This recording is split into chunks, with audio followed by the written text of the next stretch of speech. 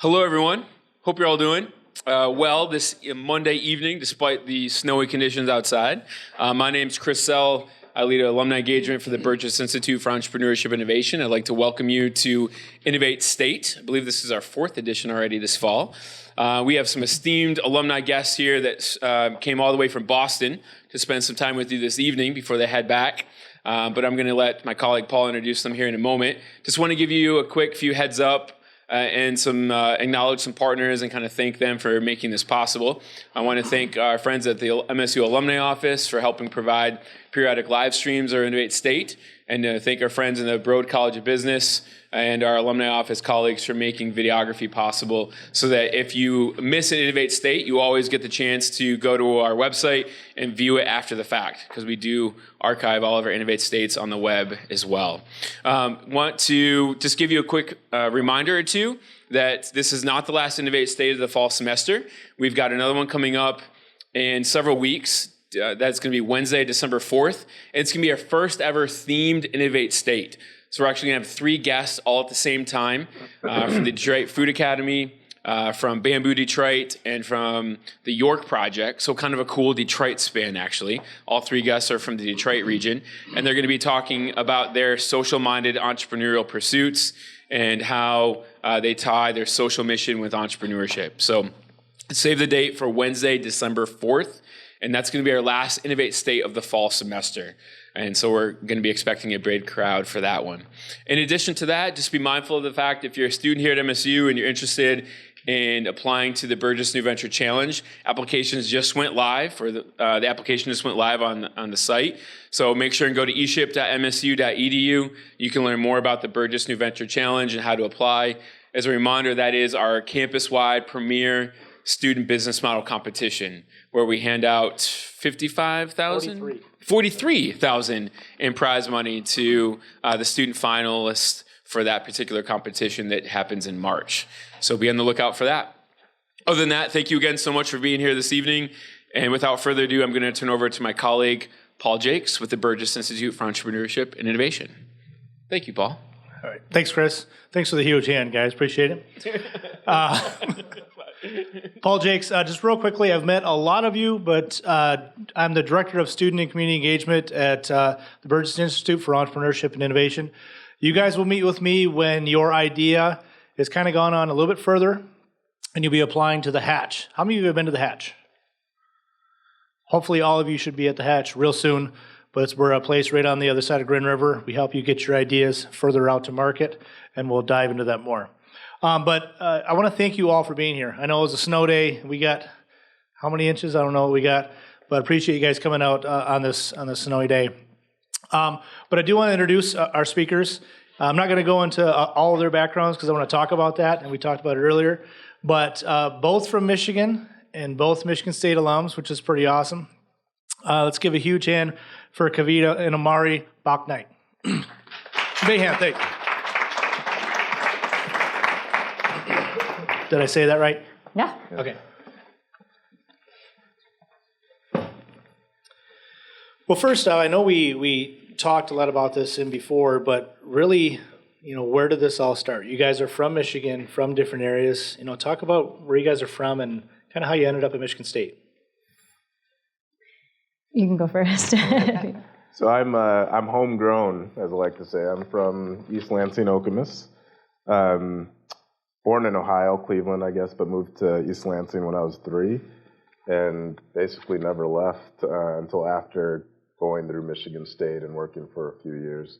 So it's great to be back.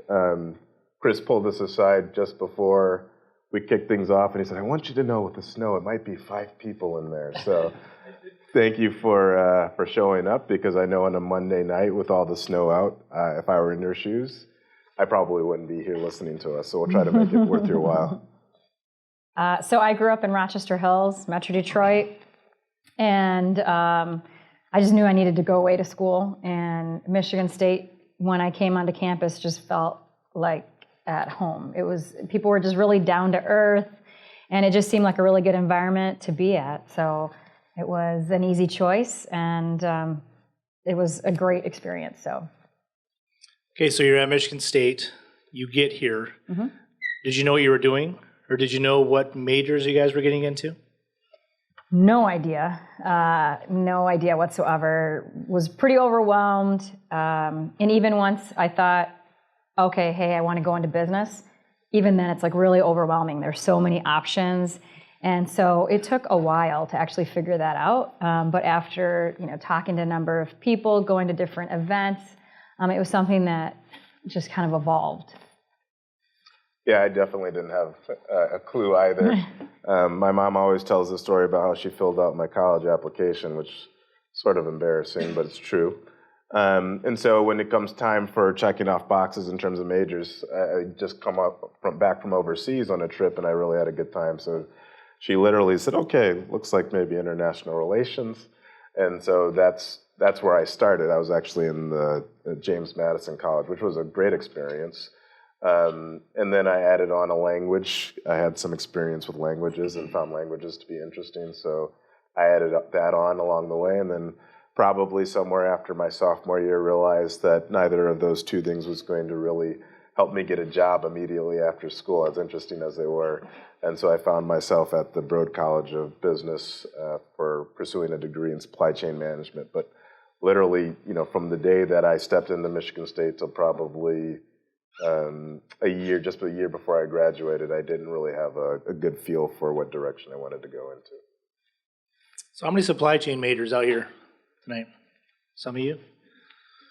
It's interesting getting into supply chain. Some people don't even know exactly what type of job they're getting into. And we had questions before of sometimes your major isn't what you get into really in your world. So as you're in school, you get into supply chain.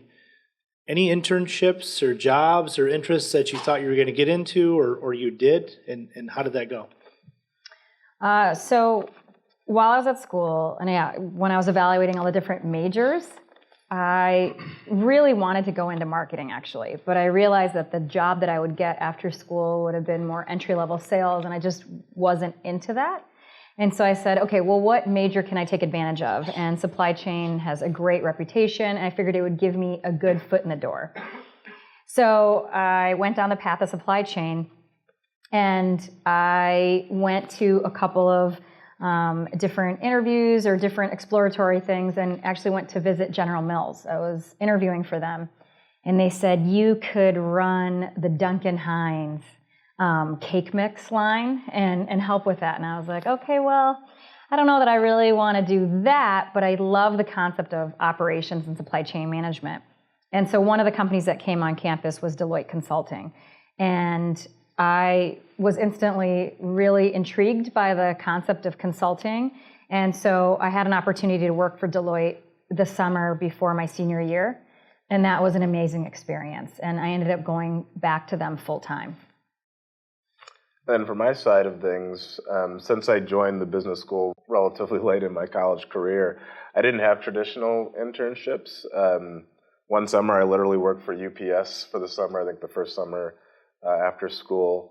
I also was part of the telemarketing organization that would help raise funds through university development, and through that started to become a shift manager, and then eventually I ran the program, so I did that for a couple summers. And then another summer, I did research. I actually did research on international economics. So coming out of school, I had no directly related supply chain internships.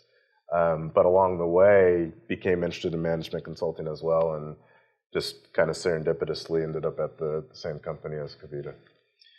We talked earlier about those internships and jobs and what they taught you. You brought up UPS and General Mills and different things. Sometimes those jobs teach you what you don't want. Right. Also, and you probably learned a ton from those jobs too.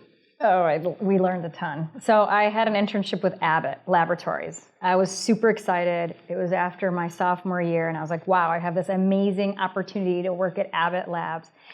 And it was the most boring internship I have ever, I mean, it has nothing to do with the company, but it was like 8:30. They had me like logging in invoices for, whatever logistics stuff that they were pushing. And I was like, okay, I need to go get a Cheeto break at 8:30. And I was like, wow, if I'm already going to the vending machine eating Cheetos at 8:30, we got a real problem. And so I realized for me, I needed something that really would be more engaging so that I was talking to folks, being stimulated, different challenges. And so it's great to have a variety of different experiences. And so in terms of, summer jobs, everything from Blockbuster to Olive Garden, I have done it or had done it at that point. That's one of the things I see too with students out there is even working anywhere. You get that drive and that passion, and to me it's a big push. So that's great. The things I want to go into too is, and we talked again briefly about this, is consulting. Mm-hmm. And some of you I know, and I've talked to some of you out there before about consulting. Did you even know what that was when you got offered it, or were talking about it, or interviewing about it? No, I had no idea, but I knew it sounded cool. And so I was like, okay, and actually we had mentioned this to a few students. We had been working there for a few months, and his dad pulls me aside and he's like, what exactly do you two actually do? Like, how do you even have any expertise to provide consulting to a major corporation? And so, no, we had no idea what it would entail. And honestly, I don't think you really do until you do some of these corporate jobs. Really have an idea of what you're doing day to day. Yeah, and I think with consulting, it's a generic and really broad term, so it's really hard to be specific about something so generic and so broad, particularly when you could consult in any industry and any function. So it can be difficult to lay out, but I think generally speaking, there are consulting firms, kind of these traditional management consulting firms, that are hired to support a company in the different areas where they have needs. And then there are experienced consultants that might work and operate by themselves. And as an undergrad looking to join a management consulting firm, they're really looking to bring you in as an analyst to do a lot of analytics, obviously. So a lot of spreadsheet work, a lot of presentations, a lot of things that help to support a project. So you're obviously not being brought in as an expert. You're really there initially to support the experts until you gain expertise. And then as sort of an individual consultant, normally that happens after you've built a lot of experience and you can step out on your own. So I mean, both of the two of us work in med tech or health tech, and a lot of the people that we work with have worked for companies for a long period of time, 5, 10, 15 years. And sort of in between jobs will work as individual consultants. It's something that you can do as you build that expertise and as you go along. So that's kind of how I think about it. Firms versus kind of individual consultants. The first one, firms, you can do pretty much anywhere along your career trajectory from graduation. As an individual consultant, that's after you've gained the expertise and experience. So when you consulted with the companies, was it kind of assumed, as I see in the, from outside looking in, was it assumed that they know that there's a burnout time, or there's, so many years that they know you're going to leave? Or do they expect you to be there for a very long time and grow? Oh, no. I mean, there's a whole range. So I think most of the time they realize that most folks are not going to be there for an extended period of time. However, you can if you wanted to. If you wanted to make your career in the world of consulting, you can. But most people are going to stay there for 2 to 5 years, and it's an amazing learning ground. If I look back at my career, I probably learned the most during my time in the world of consulting. And again, just to give you more particular specifics around like what is it you're doing, is what he had said, supporting projects. So market research, analytics, you're literally helping to pull together presentations to present to the client. So you have expert, partners or folks, principals who are on the team who draw upon their industry expertise, and you help pull together a story. And so I think one of the best things that I learned while working in the world of consulting is how to tell the story. How do you deliver a story to the client? And then also, how do you relate to the client? You're working in so many different industries, you're working with so many different people, and it's learning the emotional intelligence of how to relate to folks, how to understand what it is they need, what they're looking for, and then finding that relatability and helping them get to where they want to be. So you talk about that presenting in pitching to companies. We touched on this briefly. Did you have any training, or did they just put you out there with the wolves and say, hey, go talk to this company? Or did you have something at school or before that, or did it just come to you? They do give you a certain amount of training.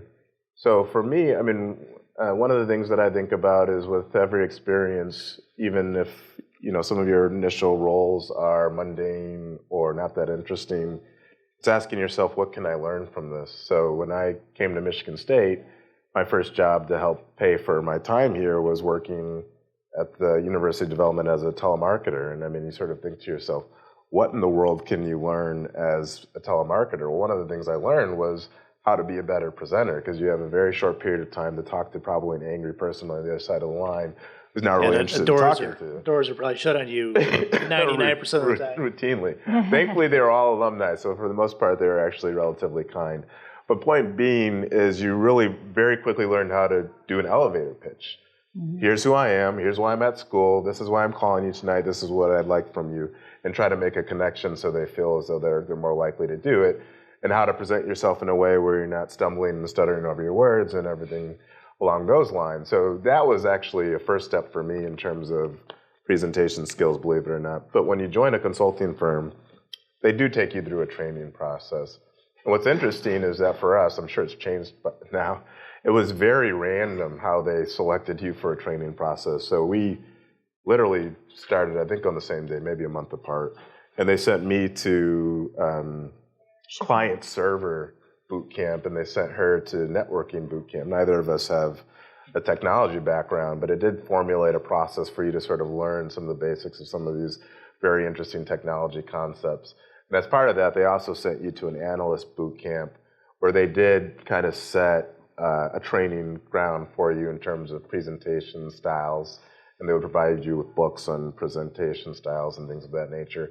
And some of the consulting firms are very dogmatic about how they do it, right? There's a McKinsey way, which is you start with this type of slide first, and then you move with that one. And then some of the partners could be even potentially dogmatic. So I think both by explicit training, going to some of these training courses, and maybe less explicit training, working with people with different styles, you would learn this is how you would present. And I think that component, that skill set of learning how to present, both in written form and in verbal form, is absolutely critical to any career. Because as we were discussing earlier, understanding your elevator pitch, being able to command an audience, to be able to engage an audience, and most importantly, how to get your point across is a skill set that you'll utilize in any avenue that you pursue. I was going to say, and in general, you had mentioned this, but I have learned that watching others who do it well. So when we were at Deloitte, just being on different projects and watching how different partners, principals pitched to the client was invaluable. They all had their own approach, their own style, but you learn from it, right? They're good at what they do. They got to where they got because they can pitch very well. And so that in of itself was an amazing learning ground, just to watch how someone else is presenting. And we can't say it enough, an elevator pitch. Being able to have your own personal elevator pitch, you do this constantly through life. No matter what you're doing, you have to pitch yourself. Or whether it's your product or you in terms of your own skills, right, in your interviews. And so being able to hone those skills of presentation and telling your own story is huge. Yeah, shortly after consulting in a different role, one of the exercises they took us through was having us present, but present on camera. And this was before iPhones and things of that nature. And then they would walk you through that video and talk about uncomfortable, seeing yourself on camera, presenting, and then you realize you have all of these mechanisms of action that you're not even aware of. How you use your hands, do you default to certain words, right. Those types of things. Seeing yourself on camera, it's kind of like when you hear your voice on someone else's phone, like, shut that off, I sound horrible. Right. It's the same thing when you see yourself on camera and you realize that you go through certain things over and over again, which might either confuse your audience or distract from the point you're trying to make. It really can help you be a better presenter. So if you ever have the opportunity to see yourself on camera, then you can really realize how to tune your pitch, if you will, and make yourself a little bit better. I'm sorry, you haven't asked this, but the other key that I think we've learned along the way is it's so important to find relatability with who you're talking to. So before we're about to meet somebody, we'll typically do a massive Google search. I will look on LinkedIn, and I will find something that I might have in relation, that we have something in common, something similar. And I might not overtly say, hey, it looks like you do X, Y, and Z, but I was stalking you last night and I found out that. Exactly. But, just have it naturally come up that, hey, I really love to go hiking. I really love cooking, but that they probably do too. It really makes a difference. If someone just feels that the keyword relatability, the doors can open and there's that connection that's formed. Yeah, we used to say that before you go in there, before social media, sitting down in somebody's office, looking at pictures of family or a fishing trophy or soccer and being relatable with them. So it makes total sense. You talked about connections too. Mm-hmm. Moving forward, you guys consult in getting those connections. Talk about that. I mean, connections are, when you talk about business, I say connections is probably one of the top things that you need to have in anything that you do. If I look back at my career, most of my jobs are through a connection. I had an interview I was coming out of business school, and I really I had gone back into Deloitte Consulting, but I really wanted to get into the medical device space. It's really hard to make that jump when you want to go into a different industry or a different function. And so I was able to reach out to one of my classmates. I said, hey, I would love to work at your company. Can you push my resume in front of the hiring manager? He's like, sure, I will absolutely do that. Sure enough, I was able to get my foot in the door. It's all about getting your foot in the door, right? And then I can pitch for myself. And so I was able to get that as a result. Chairman of the board at the next company happens to be an alumni from the school that I've gone to. Great. He was willing to even have a conversation. We talk about football. And then I get the job, right? So it's all about the connections, and those can happen in different ways. And it's not even just about the job connections. We were talking about this earlier as well. Here you're at school. When you look around, it's not just the friendships that you make, which are super important. And I know I still talk to my college roommates to this day. But, when we came back on campus, I met with some old mentors. I haven't been back. I mean, we went to school here 20 years ago, but I'm still very close to those mentors. So even if you find faculty or folks who work in the Burgess Institute, they are going to be lifelong connections that you never know where the door will open or a connection will be made. And so in any part of your life, when you're going through different stages, find and develop relationships with key people can really make a difference. And with entrepreneurship, we talked a little bit about this. A lot of you, we talked to you about your idea, your startup, but learning the process of entrepreneurship. This wasn't there when you guys were in school. It wasn't here when I was in school. But getting that leg up, the one thing that I say is, 2 resumes put in front of you, same GPA, same major, but one of you has started a company or been involved in a startup and maybe had to hire some people and raise some money. You're going to get that interview. So that's a lot of these companies are looking for those innovative people. Let's move forward a little bit. So you go through consulting, you get some more jobs. What's next? Yeah, so I think it's interesting because in a lot of things that we do, we arrived in the same place, but in a very different way.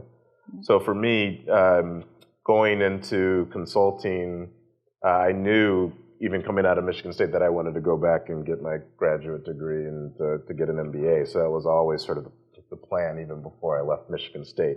I'm going to leave Michigan State. I'm going to go to consulting. I'm going to do that for 3 years and 2 months, and then I'm going to go get my graduate degree in business school. So that was sort of the game plan, and that's what I did. Questions before, and I wanted to throw this out there so you guys can answer in front of the entire crowd. How many of you are looking to go on to your master's or get an MBA? Raise your hand. Is it good to get it right out of school to go on to get your, in your guys' opinion, to go on to get that MBA or master's right out of that, or get some industry experience? I think everyone's circumstances are different. And I think Omari had mentioned this earlier, in that there's a window of opportunity or time to do so. I think if you have the flexibility, I think it's really good to get work experience before you go and get your MBA, because most of the things that you really take away from your MBA experience is really engaging with others in the classroom and talking about whatever experiences you've had. So if you've not been in the workforce, you don't have experiences that you can pull from to then be engaged in the classroom. However, you don't necessarily want to wait too long, because of the opportunity cost of going to get your MBA can be, a much bigger stretch, because getting out of your MBA school, you've got your, tuition costs that you've now incurred, as well as, is your salary going to go up that much higher if you wait 10 years to go to get your MBA? So I think there's a window, but I think it's really useful to have that work experience. I think my thinking on this has become a little bit more fluid. So raise your hand if you are in Broad or think you will go through Broad before you graduate. Okay, so maybe a little bit more than half. I think if you're not in a business discipline here, then I would say that it makes more sense to go directly to get your advanced degree in business. If you are, coming from Broad Business School, I think under very, very limited circumstances, it doesn't make sense for you to go forward with your master's in business. So if you're in Broad or going to go through Broad, I don't think it makes any sense to go directly to business school. If you're not, then it may or may not be a consideration. So when we went through, we went to business school in 2002. And at that time, it was very low percentage of people who would go directly from undergrad to business school. It was basically a requirement. It would stipulate in the application process, you have to have a minimum of 2 years of professional work experience to even apply. Yeah. So the proportion of people who were going and got in was something less than 5%. That's changed because they've been increasing the pool of people that they can pull in. So they've changed that requirement quite a bit. And so there's more people going directly from undergrad to graduate business school, still probably less than 25%, but it's increased substantially since that time. And I think in certain circumstances it can make sense. If you're trying to pair an engineering degree with an MBA to round out your business discipline, then it might make sense. Or if you're coming from a different perspective or angle, it might make sense. But generally speaking, those classrooms are developed to be very interactive. The typical business school will leverage what they call the case study method most of the time, which is putting yourself in the position of the executive or the entrepreneur, and to be able to maximize that and not just maximize your experience, but the experience of your classmates, because you're learning from them, they're expecting to learn from you. It's much more impactful if you have professional experience that you can bring to the table, whether it's entrepreneurial or otherwise. And I was mentioning earlier, we had our, so we graduated from business school in 2004, so we just had our 15-year reunion. And some of my classmates who were, a couple of people who snuck in somehow without a professional experience at that time mentioned that, they thought they would have gotten more out of it if they had gone into the workforce for a little bit before they went back in. That being said, once you start to cross 6, 7, 8, 9, 10 years, it's very difficult for you to make the economic argument to go back. So there is a window. So both of you got into the medical device world, and you currently have a company called Match Health. Want to talk about that? Sure. So because both of our careers have been in the medical device space, I think with, anytime you have an experience within an area, you find gaps, you find needs. And that's usually how, a lot of times a new business is spawned, right? And for both of us, we had been in a world where we're trying to teach people about complex technologies, about their health, and both to patients as well as physicians. And people, when it comes to medical technologies, we realized it's not like buying a car. If you're going to buy a new car and you want to know what features come in this car, you can go on a gazillion websites and learn about all the different options. But when it comes to your health, if you've got an aunt or an uncle or a grandma who's got knee replacement, or someone who's got to get a hearing aid, or they're a diabetic, and it comes to the different devices that are available, there really are limited options to learn about those health devices that they could use. And so, for both of us, seeing this major gap, we said, hey, I think there's a way we can help deliver some awareness and bring broader education to what's out there. And so we decided a few years ago to basically embark on developing a pretty massive library of educational content. And I don't know, how many of you guys are familiar with Khan Academy? So, we looked at the marketplace and we said, hey, who's doing a good job of educating? And what models work? And Khan Academy does an amazing job with delivering on that. They have short videos, question-answer format, visuals. And we said, hey, let's try to replicate that in the world of healthcare education. And so we basically developed a massive library of high-end 3D animations to help really depict pretty complex topics, as well as partnered with physicians to create this video library. And essentially, the way it's evolved is that we really are going into different areas. One of the things that we're really excited about is that we're actually about to launch an online academy. Just like you could take an online course, for math, or you want to do an e-course for learning photography, we're basically packaging all of our content into e-courses for different health conditions. So again, let's say a family member has AFib.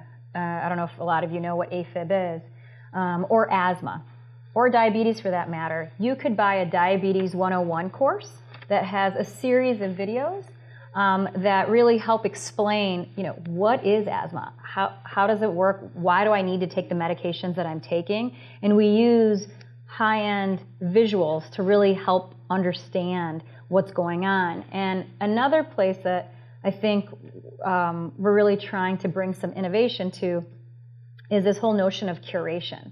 There's an amazing set of digital health tools that are available, even our Apple Watches, right?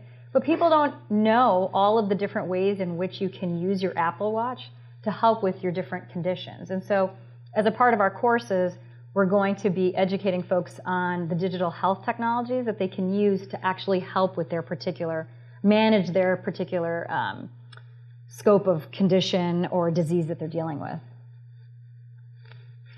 So with the company, are you guys growing? Are you hiring people? What has the process been like? Yeah, so to be honest, it's been quite an evolution, and I think it's important to talk about business successes as well as business, I don't even want to say failures, but the way when we first came out with our business model, we really thought, this was a few years ago, we thought, hey, let's create a social networking platform where we have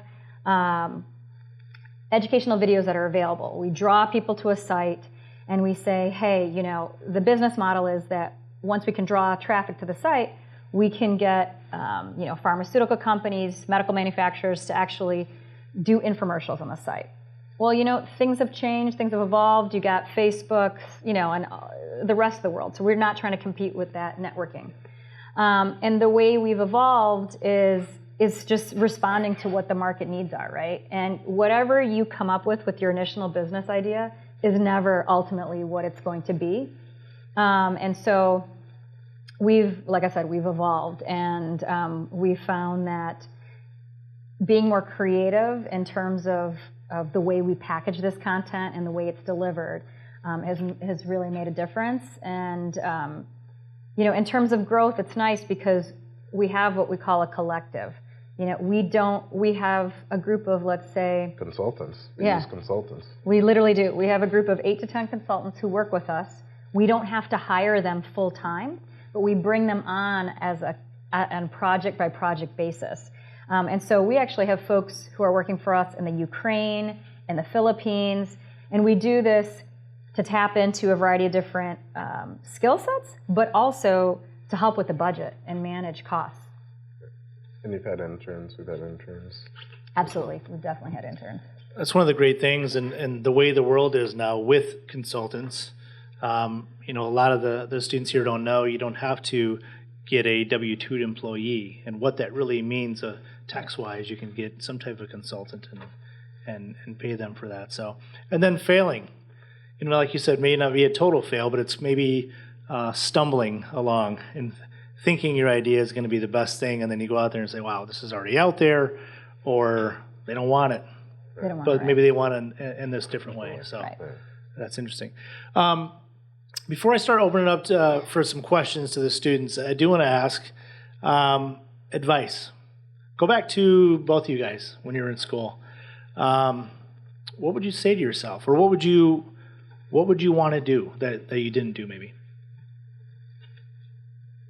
Well, we were talking a little bit earlier about when we were on campus and what we would have done maybe differently on campus, and my response to that was I would have loved to have participated in case competitions, just because I think, from an entrepreneurial perspective, and I don't think of entrepreneurship as being necessarily, I'm just starting my own company and that's the only way to define entrepreneurship. That's one way, it's a good way.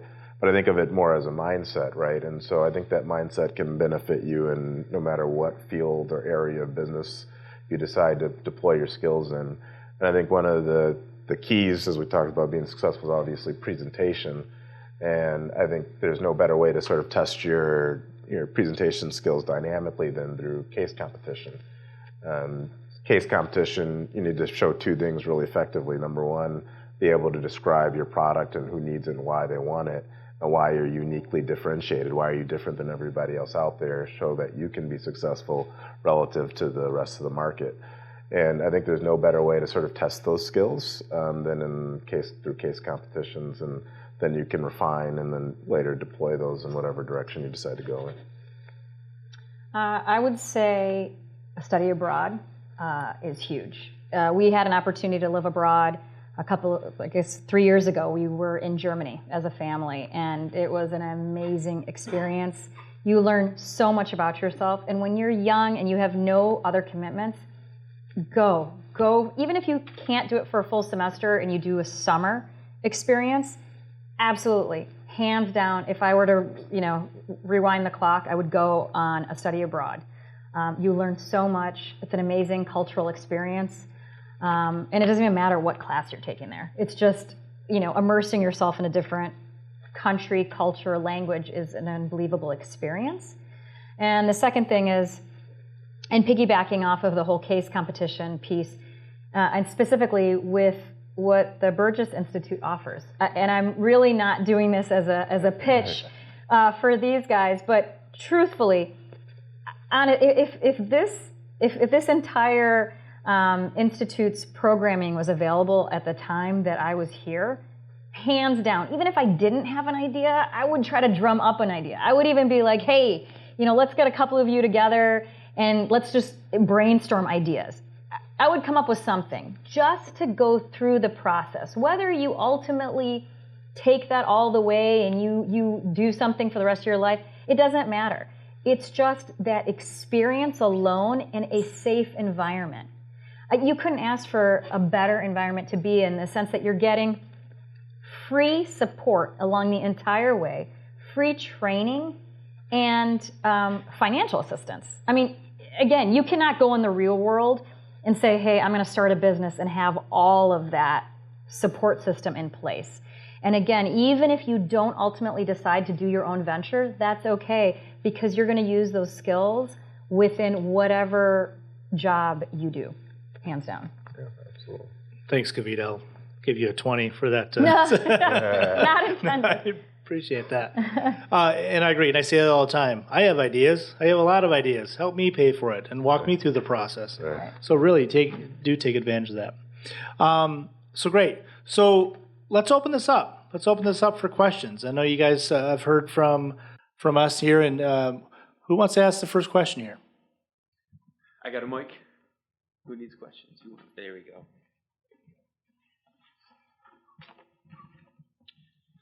So when you decided to go off on your own, you obviously had this business idea, and you wouldn't think that your own business idea is bad, but how do you validate to make sure that other people think it's good as well?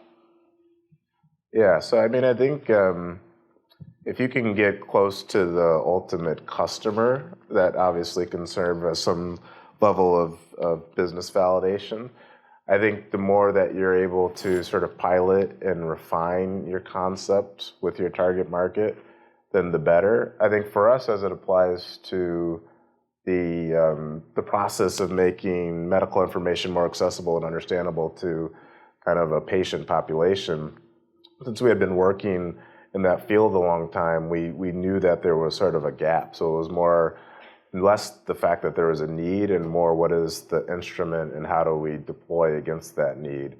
And so I think for us, that's what we've been playing with and sort of testing is what are the different vehicles. I mean, so you think about all the different ways you could go about it.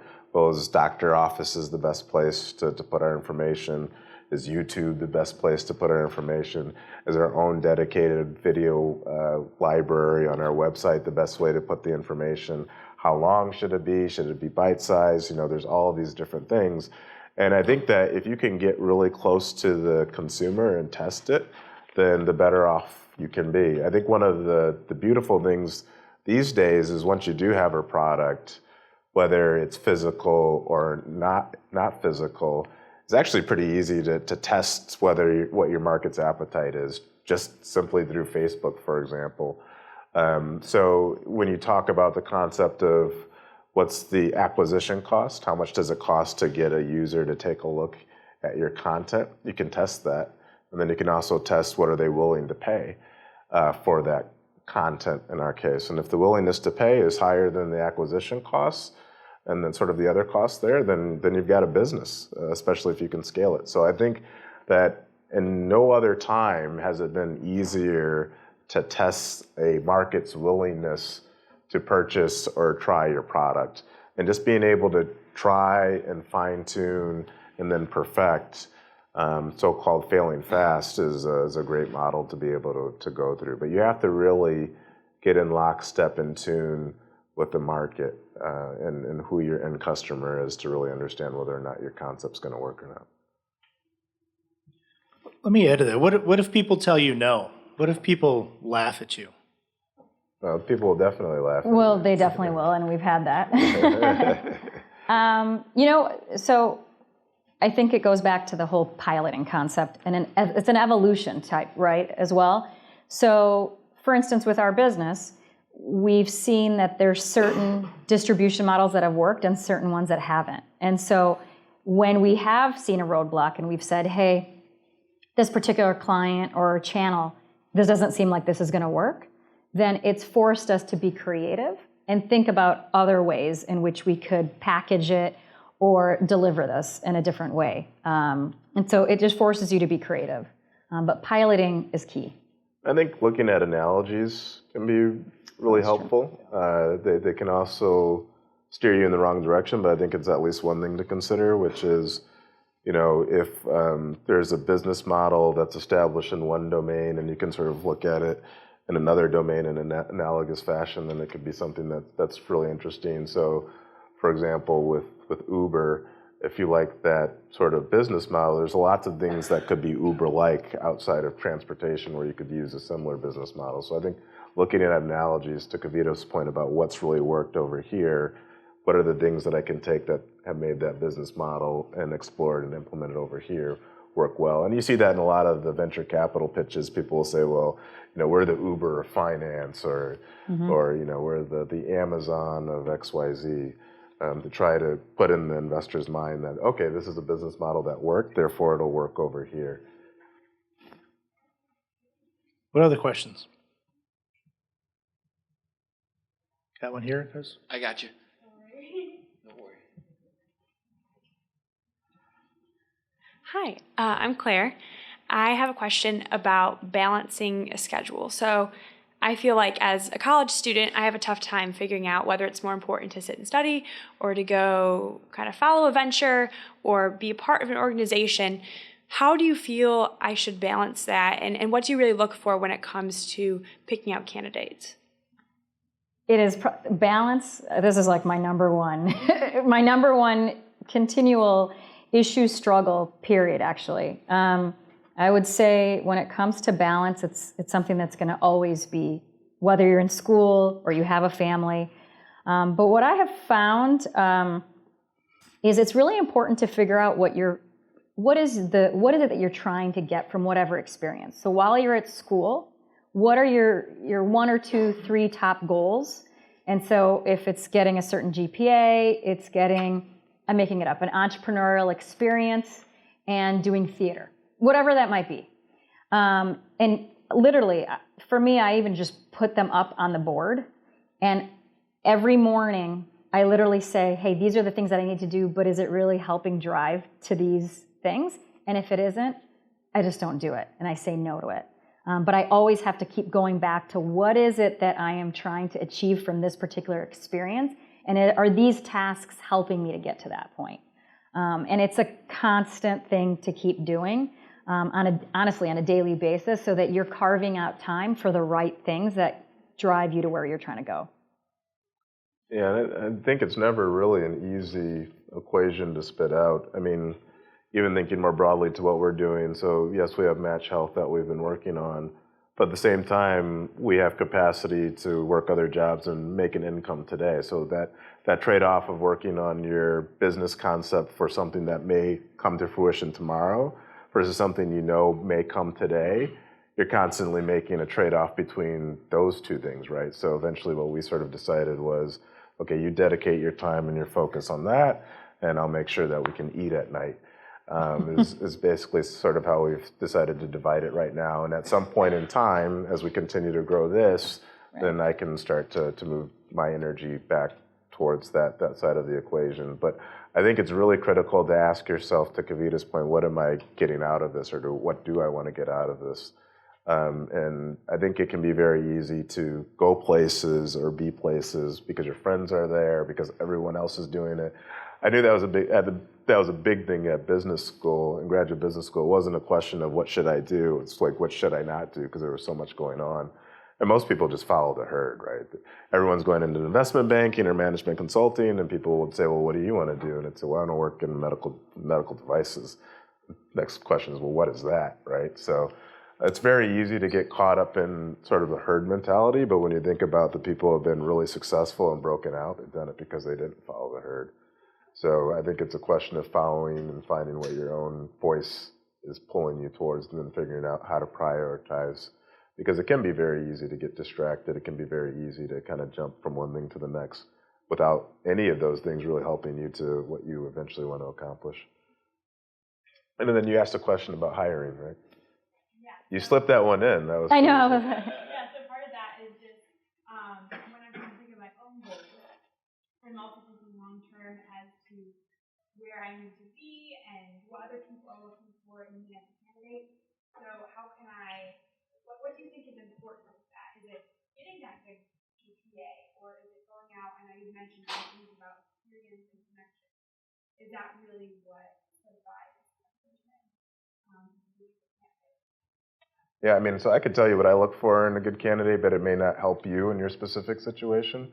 So what my recommendation would be is, so let's say you have a target. We talked to someone earlier today who said she wanted to get into buying for high-end fashion. What I would do is not necessarily just go out and interview, but find someone, and as a student, you'll be able to access these resources much more easily than you can after you're being a student.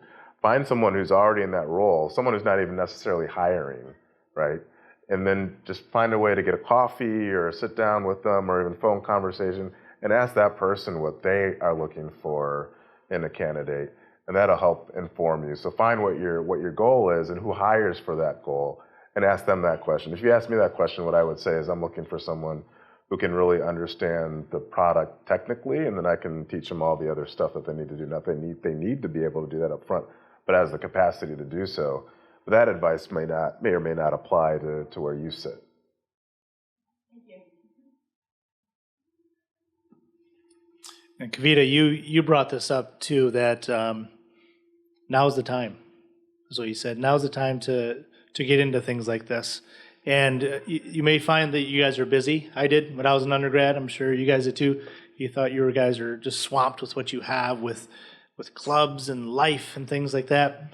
You don't have a mortgage. You don't have kids. You don't have soccer practice tonight. You don't have this. Life gets busy. So that's what I said. Now's the time. Well, it's funny because we came up with our business idea after we had twins. I was like, why did we not think about this business concept like the 10 years before we had our children?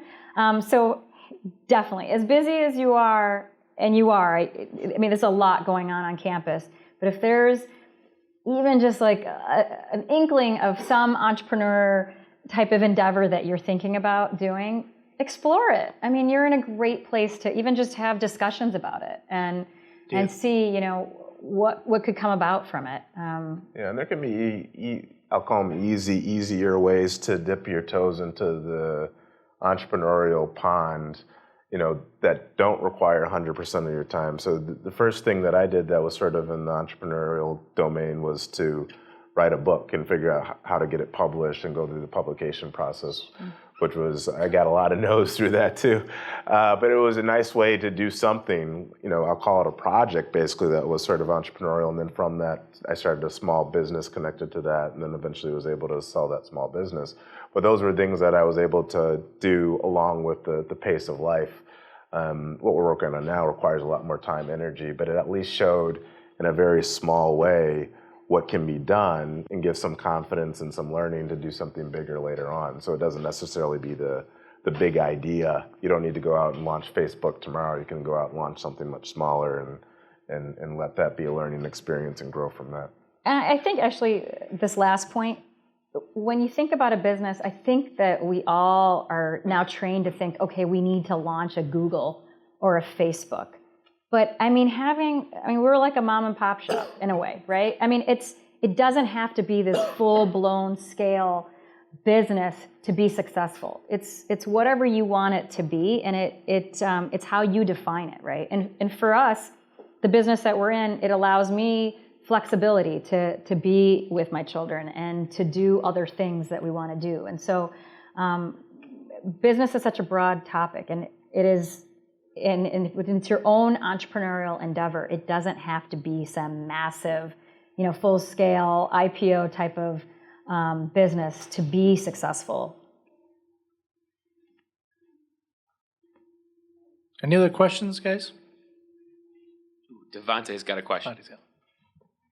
So you guys mentioned about bringing on consultants for your team. Mm-hmm. Can you talk about the pros and cons of that kind of model of having a lot of consultants versus hiring people on full time? Oh yeah, That's a great question. that's a great question. I mean, when you have consultants, they're not with you day in and day out. They don't understand your general mission, direction. There's not like a nice family culture, right? However, on the flip side, you know, we're able to capitalize on amazing skill sets only at the time that we need it, at the budget we need it. A lot of what we're doing, we don't need 24 hours a day. We don't even need every day for several months. But at the times that we need it, I want to make sure we have someone with the right expertise for videography, right expertise for animation. But sometimes I need somebody for graphic design, or I might need somebody for just like data entry. And so if I had to hire one person that encapsulated all of those skills, that would be very difficult for me to do. And so it's nice for us to be able to tap into that consulting model in the stage that we're at. I think over time as we grow, I think there'll be opportunities, or it would be welcoming to have more ongoing staff members who are in our company as full-time employees. But for the time being, the benefits of leveraging more of a collective experience has been beneficial to us. Yeah. There's also, I mean, when you think about anytime you hire someone, there's an onboarding process. And if you're constantly working with new consultants, then you have to teach them and show them and then learn what their skill sets are. So there's a little bit more churn with bringing them on. But I think to Kavita's point, when you find a good collective of consultants and you can keep going back to them, it's really, really nice a way to do, especially in the early phases and stages of your company, right. Because it'll let you ramp up pretty quickly without the burden of having, you know, a huge employee staff, and then you don't have to worry about kind of having to let people go if things aren't working the right way, that sort of thing. So it is really a nice adjunct. And then when you think about the different websites that are out there these days, there's a lot of great sites and apps to be able to find people who are willing and wanting to do the work and quality work, and they often can showcase their portfolios. And a lot of times they're not even necessarily based exactly where you are, whether it's in the same city or even the same country. So I mean, one of the nice things is sometimes to be able to flip work to someone right before you go to sleep. Yep. And they're overseas, and you wake up and it's done. It's like the elves came in and produced this for you. It's a pretty nice feeling to be able to kind of have a 24-hour Yeah. working process because you have people who are on a different time schedule than you are. Any other questions, guys? All right, Kavita, Omari, thank you so much. Everybody, let's give them a round of applause. Thank you.